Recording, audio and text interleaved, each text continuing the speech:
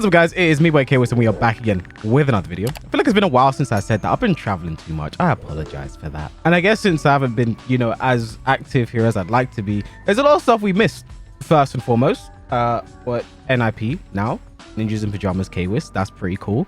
Thank you guys to everyone that reached out and said congratulations, or you come to the stream and said congratulations. Really appreciate that. It's a very big step for me. This is big. Obviously, I've been without a team for a long time now. Back on a team. Happy to be on one.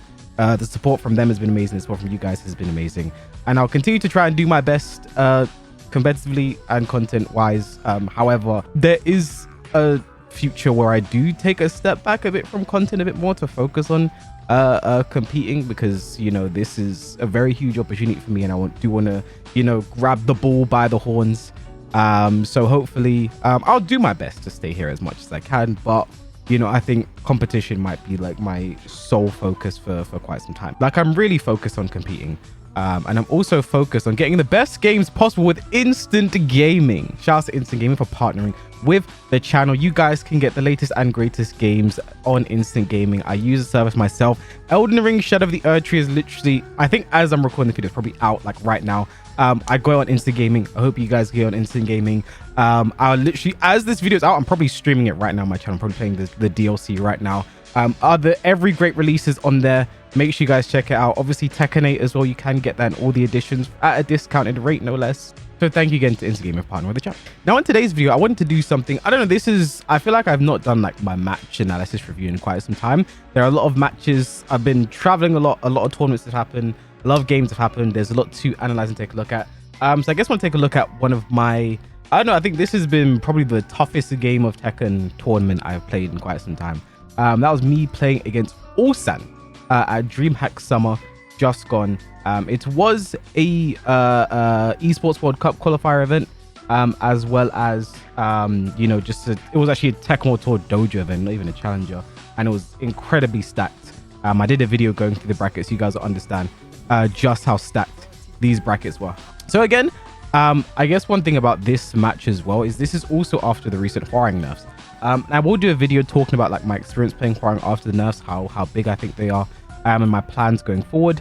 I think one thing I do want to say is there are lots of, I will never understand what Hwoarang players did to make some of you guys just hate the people that play him and hate the character so much. Because honestly, like, it's like some of the comments I've got talking about the Hwoarang nerfs, stuff people have said to me on Twitter, stuff I've seen people saying about me, getting really personal. It's weird. it's weird. Like, I think in the video as well, I might address some of this stuff as well, just because like I see people like say a lot of lies and stuff, and it's like say stuff I didn't even say.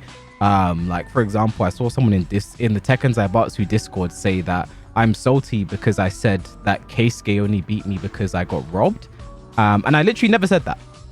Never said that. Literally did not say that. So yeah, there's a lot of misinformation going around. But yeah, like stuff like that, I think I do want to do a video like addressing some of these stuff, the things that people say, just so in the future people know it's like that, yeah, people do just say shit about me, and a lot of the time it's not true. And I feel like having a video, just one time thing, just addressing it, lets people know in the future, okay, maybe some of the stuff people are saying about this guy isn't true. But again, I don't let it bother me, but I just want to play the game and play this nerfed Hwoarang. Because again, I think this matchup as well really hurts because of the nerfs. Not so much down 3-4. Down 3-4 is annoying because Dragunov got a good punish in down 3-4 anyway. While sending 1-3 and shoulder were very good punishes for down 3-4. But now we can fully launch. But I think the power crush is really the biggest nerf. The real big thing you have to worry about when it comes to this matchup in particular, because before it was only -12 and you could not throw punish it. There's not really anything Dragon he has a 4-1 punish. Okay, that's nice, that's decent. There's only in this match, I think it was almost essential to just use the power crush, because Hwoarang doesn't really have the tools to like, if a character like Dragunov in this game is pressuring you and just going in and in, Hwoarang does not really have the tools to sort of deal with that, right? Besides the power crush. Down 4-3-4 is such an amazing tool in this matchup. Now it's -14. That is a heat engager punish, and also when Dragunov's in heat, that is a launcher as a punish for Hwoarang in this matchup. And I think this is a matchup that Hwoarang really suffers in now, mainly because of that. He really doesn't have the get off me tools. Even like a move like back one as well, there's also -14, which again, I just explained why that's terrible against Dragunov. So again, I'm not going to spend the video talking about, you know, the horror nerfs. I will have a video coming on that. Yeah, that's just how I feel about the matchup. And I think in this match in particular, I don't think the nerfs really played too much of a part. I think the reason why, if you guys, spoilers by the way, you didn't see that I lost this match in case you guys missed it. The reason why I lost this game wasn't really down to the nerfs or anything. I know exactly the mistake I made. And as I'm watching this, I'll point it out. But yeah, I watched this game back not too long ago, and as I did, I felt a lot like I have a feeling of like when I lose games, key charge up, love it, love it, love it, love it, love it. When I lose games, I have a feeling of just like, oh, I didn't play great. But watching the game back, I do feel a lot better about my performance than when I initially had watched it. Yeah, I think rage arts like this is also something you need to do in this game. I think you have to do them early just to put that thought in your opponent's mind. They're just looking for a heat engager for the heat dash and then bang. You know, I think it's very important to just, because again, I had the life lead, CD3, you know, my life-saving move right now.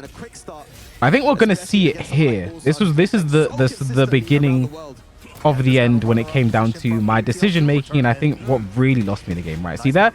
Put a pin in it there. Back three is this back three punish here. This was I definitely knew I was late there. You know, I definitely didn't react in time. I sidestepped the down forward one, which was good, but very late on the punish. I should have gone for a small punish. It was only a down forward one. Power crushing again is so important in this matchup, Jimmy. I think it's so important in this matchup. So again, what did I do here? I did down back three, which is -1 on hit, into sidestep 4. Sidestep 4, that is the name of the game when it comes to this game here. And again, because I'm minus sidestep 4, you know, he did his heat smash. Because again, I'm minus in the situation. His heat smash is less of a risk, you know. 2-1, break the throw, jab, sidestep 4 again, down 3-4 into the sweep. Here, this is something I've been flow trying a lot recently. Like, this is genuinely a very bad flow trap I've been doing a lot. So the sweep into sidestep 4, because the sweep is again -1 on hit. And then sidestep 4 beats, if they do jabs or something, I think if drag does like a 2-1, the sidestep 4 will beat them, and sometimes you get a counter as well, depending on it. But like, this is something I just lazily sort of just flow charted here. So again, big mistake. Perfect punish from Ulsan. Again, sidestep 4 again, a risk in this matchup, you know. Dragunov's punished while sending 1-3, while sending 1+2 gets the shoulder, very good. Again, I always challenge the first down 2. I think it's something you have to against. I mean, it's minus for drag, right? But I think it's something you always have to do. Okay, running 2, jab, jab, jab. And again, tried to challenge the low, kept it very safe with a down forward 4. And now here, when this goes to lava, I really just love to just again sidestep 4, block and punch, another sidestep 4, ill-advised. Their big whiff definitely should have launched that. But just reacted a second too late. And again, running 2, jab, down forward 1-4. Again, probably should have launched a down forward 1-4. You know, and here, this is a perfect duck from Ulsan in this situation. Again, I don't know if this is research on his end, like watching my habits, or just a general matchup, experience, how he plays it. But here, you know, I'm only +1. My only frame checks are highs. Actually, you can see what he did here was actually very good. Actually, I should use the direction keys there. I'm here, down forward 3, 2. You can see he was about to get back up, right, after ducking the first jab, but he saw I was doing 2-4 instead, stayed ducking, punished it perfectly, right? You know, very good just matchup. And again, another sidestep 4, a big mistake, because think about Ulsan as well. Ulsan has amazing reaction. I very early on did want to see, let me try and test his reactions, let me see. But it's something you really just don't want to do against him. And again, the sidestep 4s, you know, I think only 1 or 2 had hit, the rest were blocked and punished. And again, good punish for Dragunov with the while sending 1-3, you know. So definitely needed to just stop doing sidestep 4, really and truly. And Gosain didn't tell me. You see, Gosain came out for coaching, right? He didn't tell me to stop doing sidestep 4. So again, my loss is on Gosain. He should have said that. That's his fault, not mine. I should still be in the tournament right now. Anyway, I think another thing I wasn't doing as well, just down forward 2 keep out. That was quarter circle back 3, but happy accidents, right? What can I say? Again, easier to punish now. Back to the wall, great punish for the while setting 1-3. And here, this is a situation where like, so this is something that when you're sitting back watching in hindsight, you'll say, yeah, you know, you should have just ducked, right? But here's what you have to keep in mind. Because I had a lot of people just like trying to shit on me for this, but it's like my back is to the wall against a Dragunov in heat.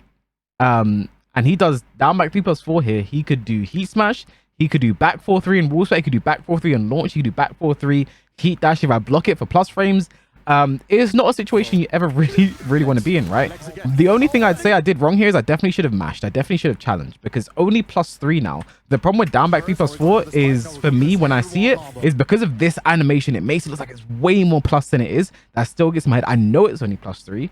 But that is still something that I think about as well. And again, because of my positioning here, this is another thing. I can't sidewalk to the right here. Down back 3+4's weak side is to the right. Dragunov's general weak side is to the right. I can't go to the right in this situation. So I will just kind of like, okay, let me just block. Eventually he's going to do the mid, but it's a no mix-up, right? And obviously, like, yeah, in hindsight, you'll say, damn, you should have just ducked. But it's really not that easy, especially when you're competing against, you know, Ulsan, who might be, he's one of the best players in the world right now. You know, he could definitely be in contention for the #1 spot. You know, just how consistent he's been, really. You know, so there's a, you know, it's really not that simple. But let's talk about my whiff punishment here as well, because I'm fantastic, right? So here does the slide. I think is this, I don't know if the slide is still minus on hit, actually. It could be 0 in this game. But there, sidewalk the running 2. Easy launch, goes for the spike combo. So here I should have dashed into spike, because again, I know Ulsan's aware of the matchup, so I know he would know to side roll to the right side there. So I definitely should have dashed up into back 3, but that's fine. There, side step down forward 4. Gets the back 3, gets the punish to the wall. Forward 3. Keep it simple. Very simple heat burst, have the plus frames. See that here, very good from Ulsan. This is very desperate on my end, I have to say. Going for the 10 frame counter hit here, because if he pushes, this is one thing about the heat burst change, right? And what I like, I don't know how I feel about heat burst change entirely, but now heat burst leaves you a lot closer on block and on hit, especially on block, because on block before, like, they were pushed away quite a bit, but now leaves you a lot closer. If they push any button that doesn't high crush, you're going to get counter hit by the 2 jab. Obviously, Ulsan's aware of that, which is why he just does side step duck. You know, punishes it very well. And now here in this situation, I definitely know I just want to get a heat engager. I just want to get the plus frames. You know, again, especially there it is, especially with my heat that I'm running out. Now CD3, back 4-3, 0 on block, doesn't break the 1+2 throw. I take the round. Because again, this is why, like, watching this game back, I do feel a lot better about my performance than how I initially felt coming off of it, right? Great sidewalk there from Ulsan. He went the wrong way, actually. Here's the thing about the movement being better in this game. It really does hurt Warren, because here you're supposed to go to the right? Actually, wait, hold on. Did he go the wrong way, or am I bugging? Yeah, that's a big change. No, he went the right way. Never mind. You're supposed to go to the left. Okay, I was wrong. He went the right way. Crisis averted. But here you see just here's a big thing I needed to start doing, really and truly. Just more Skyrockets in general, just more Skyrockets to neutral. And down forward 4 as well, because he's doing a lot of side step duck. This is me watching the game back and seeing what I should have been doing to win as well. One thing I should start doing was sidestep Skyrocket, because every time I did sidestep, he was ducking a lot, expecting the sidestep 4. Tiny side steps to move running to here again. I found it so hard to move around his run. His running, one thing on Ulsan, his timing is amazing. I found it so hard to step around his running 2s. Here, this was annoying because I was like, okay, I knew he was gonna duck after this. Ulsan's a bit of a twitch ducker, right? So blocked just in time for the Skyrocket, which is annoying. Again, tried to power crush, great down 2. Oh my god, dude, it's relentless pressure right now. And then there it is, man. Ducks it down 3 for easy punish. Here's the thing, before the nerf anyway, Dragunov was doing that anyway, so you know. Dragunov's while sending one was a terrorizing punish for Warren in this matchup. Again, side step 4. He didn't react to that one. You can see he was blocking earlier, like he expected it. This wasn't, you know. See, he was ducking early for it. Which back to the wall as well. That's a ballsy move. Running to the timing.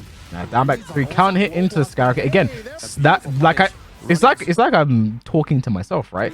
You see it, sidestep just from Skyrocket, right? Like that's what I said I should have done. And again, I started doing it, but I should have done it way more than I did. He bursts, picks up.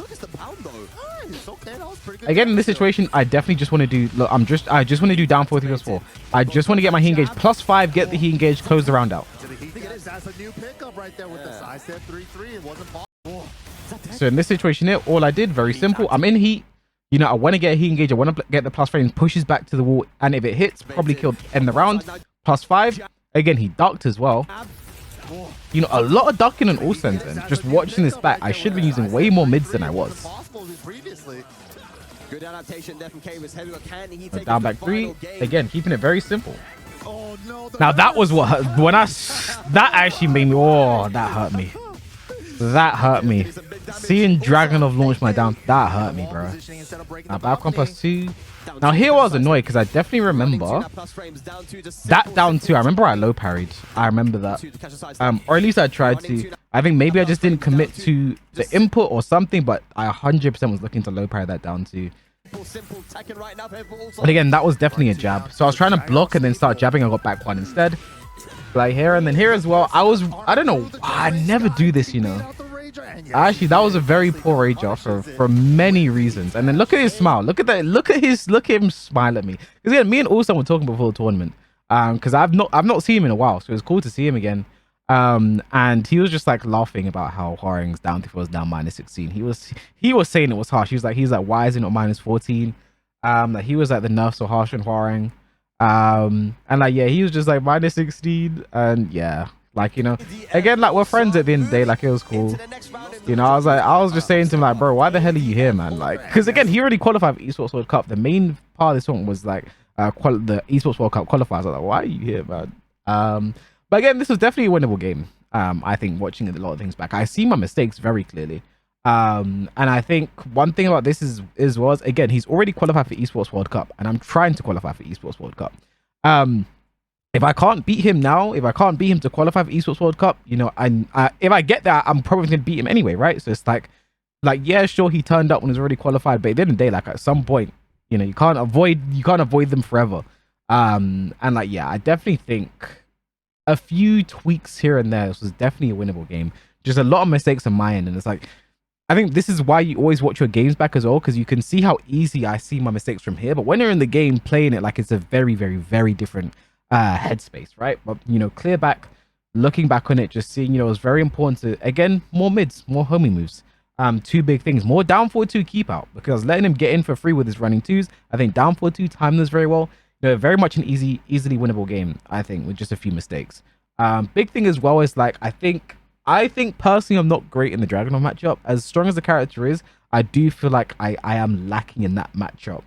And it just got worse for Hwaring. I think I'm probably going to be playing Feng in the Dragunov matchup now, because I just really am not a fan of Dragunov versus Hwaring now.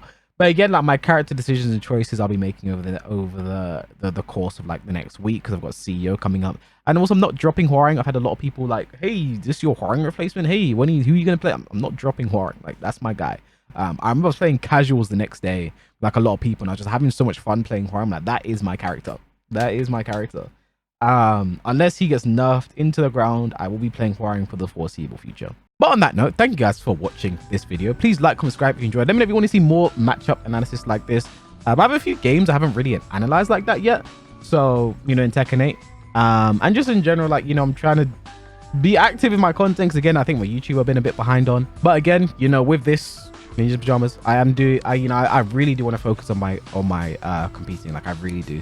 Like I feel like it's really renewed like my competitive spirit for this game.